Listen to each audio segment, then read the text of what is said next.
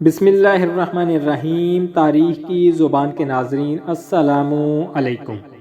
رسول اللہ صلی اللہ علیہ وآلہ وسلم نے ایک مرتبہ بنی اسرائیل کے دو آدمیوں کا ذکر کیا کہ ان میں سے ایک نے دوسرے سے زمین خریدی، اور زمین خریدنے کے بعد جب وہ اپنی زمین میں ہل چلا رہا تھا تو وہاں سے سونے کا ایک گڑھا نکل آیا۔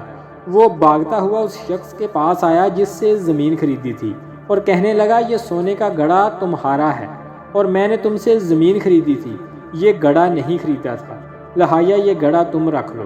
دوسرا شخص گڑھا وصول کرنے سے انکار کر دیتا ہے اور جھگڑا طویل ہو جاتا ہے۔ وہ فیصلے کے لیے داؤد نبی علیہ السلام کے پاس جاتے ہیں۔ انہوں نے دونوں فریقین کی گفتگو کو سنا اور فرمایا، تمہاری اولاد ہے؟ ان میں سے ایک نے کہا، میری ایک بیٹی ہے، اور دوسرے نے کہا، میرا ایک بیٹا ہے۔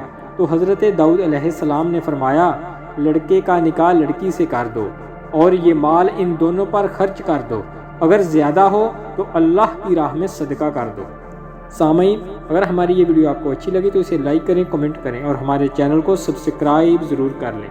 ملتے ہیں اگلی ویڈیو میں، تب تک کے لیے اللہ نگہبان۔